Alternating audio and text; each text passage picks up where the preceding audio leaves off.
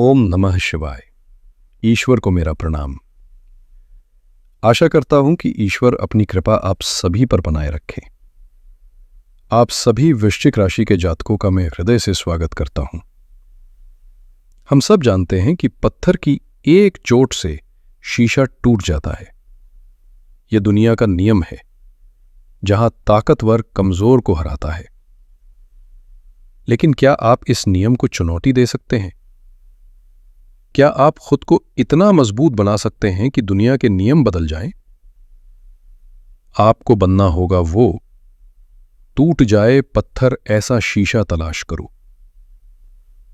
आज हम इसी दिव्य विज्ञान के प्रकाश में ये समझने का गहन प्रयास करेंगे कि सितंबर 2025 का ये विशेष महीना वृश्चिक राशि के जातकों के जीवन को किस प्रकार तराशने वाला है।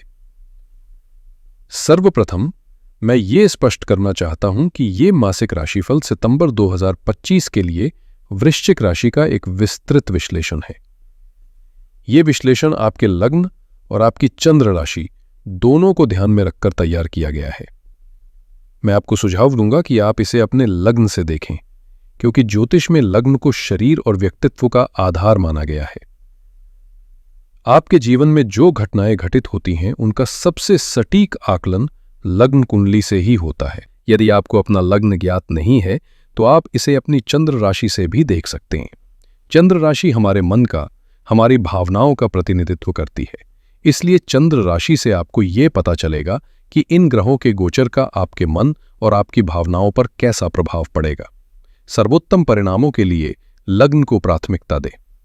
वृश्चिक राशि के मेरे प्रिय जातकों, सितंबर का महीना आपके लिए कोई साधारण महीना नहीं है। ये दो बड़े ग्रहणों से सुसज्जित एक ऐसा महीना है जो आपके जीवन के दो महत्वपूर्ण स्तंभों, पारिवारिक सुख और आर्थिक लाभ पर सीधा प्रभाव डालने वाला है। यह महीना एक पुल की तरह है, जिसके एक छोर पर संघर्ष, मंथन और धैर्य की परीक्षा है, तो दूसरे छोर पर अप्रत्याशित लाभ, सफलता और इच्छाओं की पूर्ति का अमृत है। आइए इस महीने के मुख्य ग्रहों के गोचर को समझते हैं जो इस कहानी की पटकथा लिख रहे हैं।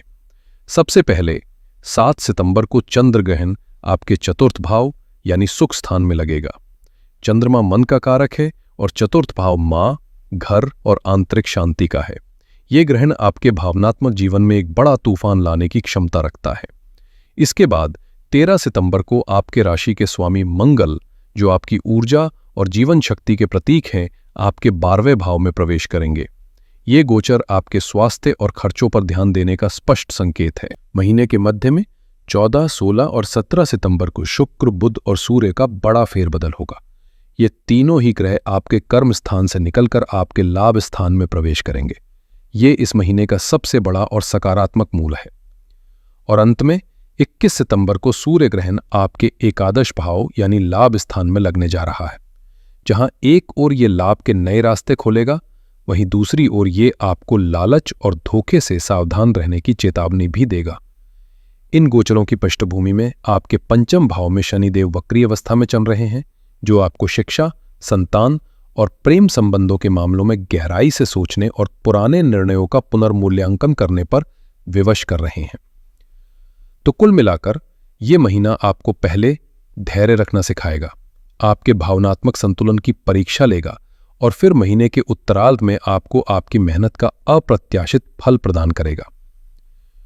वृश्चिक राशि वालों, आपके लिए आपका कर्म ही आपकी पहचान है। आइए देखते हैं कि आपका दशम भाव, जिसे हम कर्म भाव कहते हैं, इस महीने क्या संकेत दे रहा है। महीने के पहले भाग में यानी 1 से 16 सितंबर तक ग्रहों के राजा सूर्य आपके कर्म स्थान में केतु के साथ विराजमान रहेंगे। ज्योतिष में सूर्य को आपका सम्मान, अधिकार और आपके बॉस का प्रतीक माना जाता है। वहीं केतु एक छाया ग्रह है जो वैराग्य, भ्रम और अलगाव का कारक है। जब सूर्य और केतु एक साथ आते हैं तो ये एक प्रकार का ग्रहण योग बना देता है। इसका प्रभाव आपके कार्य क्षेत्र पर स्पष्ट रूप से महसूस होगा। हो सकता है आपको ऐसा लगे कि आप मेहनत तो बहुत कर रहे हैं, लेकिन उसका श्रेय या पहचान आपको नहीं मिल रही।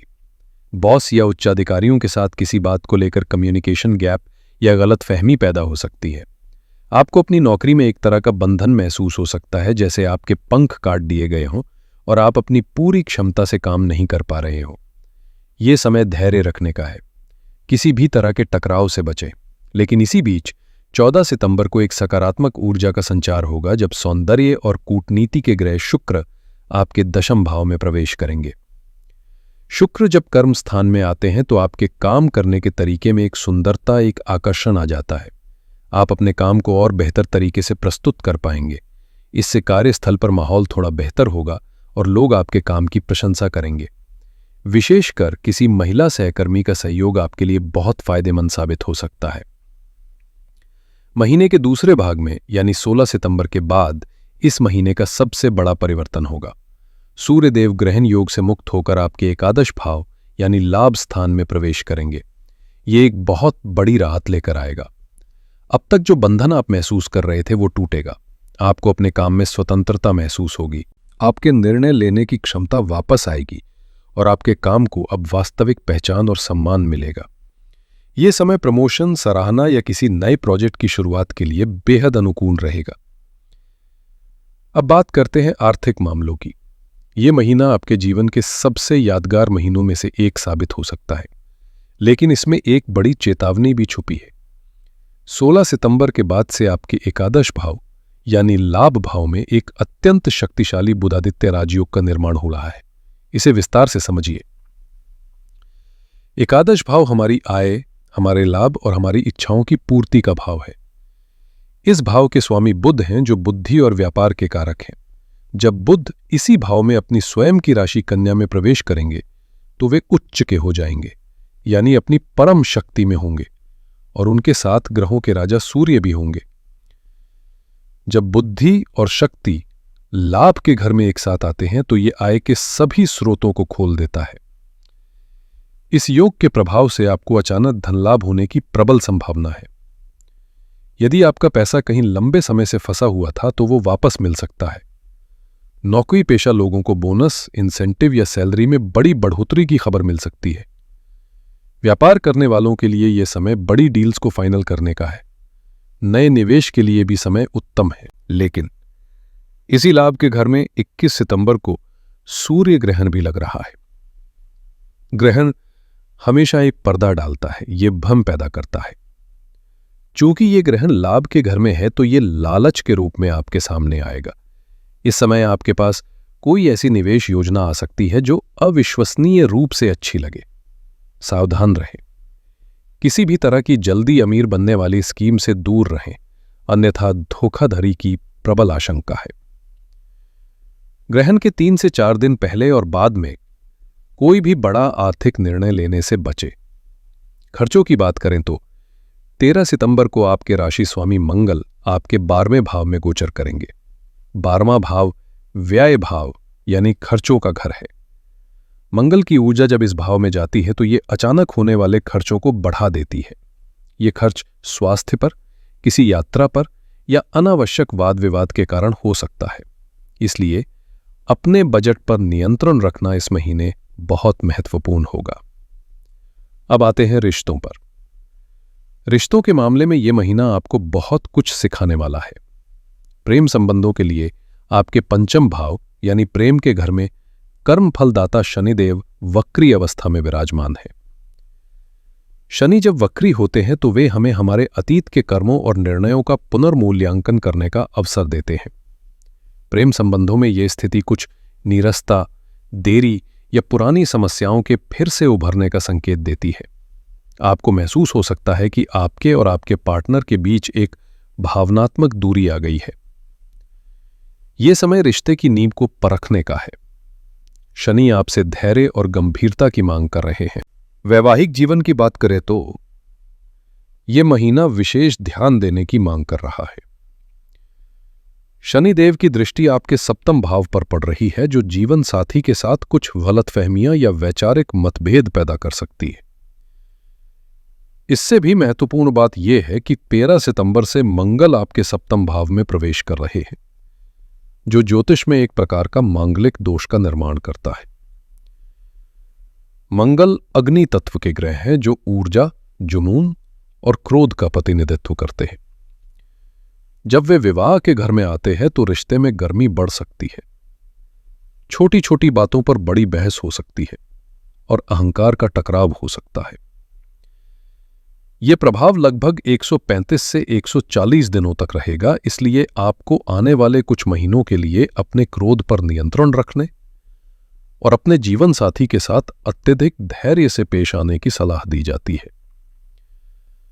पारिवारिक जीवन के लिए 7 सितंबर को लगने वाला चंद्र ग्रहण सीधे आपके चतुर्थ भाव को प्रभावित कर रहा है। चतुर्थ भाव आपकी मां, आपके घर, वाहन और आपकी आंतरिक शांति का है। इस भाव में ग्रहण लगना एक भावनात्मक उथल-पुथल का संकेत है। घर का माहौल अचानक तनावपूर्ण हो सकता है। मां के स्वास्थ्य का विशेष ध्यान रखने की आवश्यकता होगी।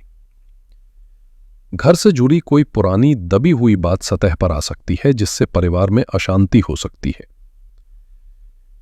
यह समय किसी भी तरह की प्रतिक्रिया देने का नहीं, बल्कि शांति से अवलोकन करने और चीजों को समझने का है। स्वास्थ्य इस महीने आपकी सबसे बड़ी प्राथमिकता होनी चाहिए।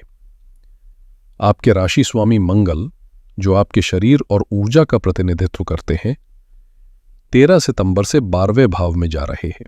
ज्योतिष में लग्न स्वामी का 12वें भाव में जाना ऊर्जा की हानि माना जाता है। आपको अत्यधिक थकान, कमजोरी, नींद न आने की समस्या या आंखों से संबंधित परेशानी हो सकती है। इस महीने आपको संक्रमण, बुखार और वात संबंधी रोग परेशान कर सकते हैं। जिन लोगों को मधुमेह, लिवर या कोलेस्ट्रॉल से संबंधित समस्याएं हैं, उन्हें अतिरिक्त सावधानी बरतनी चाहिए। अपने खानपान का विशेष ध्यान रखें और किसी भी छोटी सी स्वास्थ्य समस्या को अनदेखा न करें। अब बात करते हैं विद्यार्थियों की। छात्रों के लिए यह महीना 2 भागों में बटा हुआ है।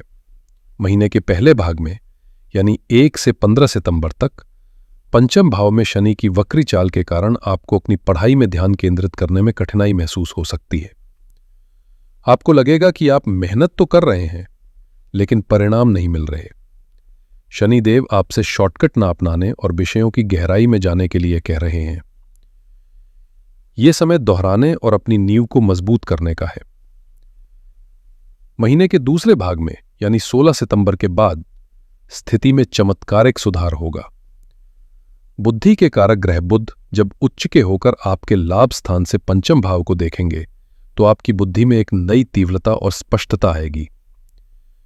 जो विषय आपको पहले कठिन लग रहे थे, वे अचानक आसान लगने लगेंगे। आपकी याददाश्त और एकाग्रता में जबरदस्त वृद्धि होगी।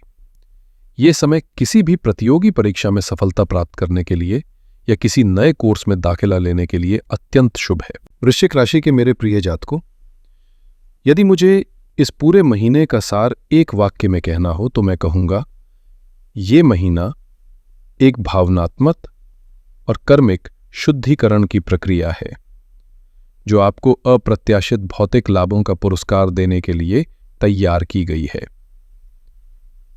महीने की शुरुआत में चंद्र ग्रहण आपके मन का मंथन करेगा। सूर्य केतु योग आपके कर्म क्षेत्र में धैर्य की परीक्षा लेगा और मंगल का गोचर आपके स्वास्थ्य को अनुशासित करने की मांग करेगा। ये सब उस मूर्तिकार की छेनी की चोट की तरह है। यदि आपने इस अवधि को धैर्य और समझदारी से पार कर लिया, तो 16 सितंबर के बाद बनने वाला बुधादित्य राजयोग आपके जीवन में लाभ और सफलता का ऐसा अमृत बरसाएगा जिसकी आपने कल्पना भी नहीं की होगी। कुंजी है, पहले भाग में धैर्य, दूसरे भाग में विवेक। ग्रहों की नकारात्मक ऊर्जा को शांत करने और सकारात्मक फलों में वृद्धि करने के लिए मैं आपको कुछ सरल और अत्यंत प्रभावी उपाय बता रहा हूं, जिन्हें आप पूरी श्रद्धा से करें। पहला उपाय, ग्रहण और राहु केतु के प्रभाव के लिए इस महीने 2 ग्रहण हैं जिनका प्रभाव मन और बुद्धि पर पड़ता है। राहु केतु के दुष्प्रभावों से बचने के लिए भगवान शिव की शरण में जाएं। प्रतिदिन ओम नमः शिवाय मंत्र की 1 माला का जाप करें और हर सोमवार को शिवलिंग पर जल अर्पित करें। ये आपके लिए एक रक्षा कवच का काम करेगा। दूसरा उपाय, मंगल के अशुभ गोचर के लिए आपके राशि स्वामी मंगल 12वें भाव में जाकर कमजोर हो रहे हैं और सप्तम भाव में आकर रिश्तों में तनाव पैदा कर रहे हैं। मंगल की ऊर्जा को सकारात्मक दिशा देने के लिए हर मंगलवार को हनुमान मंदिर में हनुमान चालीसा की पुस्तक दान करें और स्वयं भी 7 बार हनुमान चालीसा का पाठ करें। इससे आपको ऊर्जा मिलेगी और क्रोध शांत होगा। तीसरा उपाय, वक्री शनि के प्रभाव के लिए शिक्षा, प्रेम और संतान संबंधी मामलों में आ रही बाधाओं को दूर करने के लिए हर शनिवार को किसी जरूरतमंद व्यक्ति को काले तिल, सरसों का तेल या काले उड़द का दान करें। शनिदेव कर्म से प्रसन्न होते हैं, सेवा से प्रसन्न होते हैं। चौथा उपाय, समग्र सुख शांति के लिए गौशाला में जाकर गायों को फल खिलाएं और उनकी सेवा करें। गाय में सभी देवी देवताओं का वास माना गया है। ये छोटा सा उपाय शुक्र और बृहस्पति को बल देगा, जिससे आपके जीवन में सुख और समृद्धि बढ़ेगी। मैं ईश्वर से प्रार्थना करता हूं कि ये महीना आपके जीवन से सभी अनावश्यक परतों को हटाकर आपके सर्वश्रेष्ठ स्वरूप को प्रकट करे। आप हर चुनौती का सामना साहस से करें और हर अवसर का स्वागत विवेक से करें। आशा है कि इस विस्तृत विश्लेषण से आपको आने वाले महीने की योजना बनाने में सहायता मिलेगी। यदि आपको यह मार्गदर्शन मूल्यवान लगा हो तो इस वीडियो को लाइक करें, अपने मित्रों और परिवारजनों के साथ शेयर करें और इस ज्ञान यात्रा में हमारे साथ बने रहने के लिए चैनल को सब्सक्राइब करना ना भूलें। आपका आने वाला समय मंगलमय हो। सर्वशक्तिमान ईश्वर आपको सन्मार्ग पर चलने की शक्ति प्रदान करें। ओम नमः शिवाय।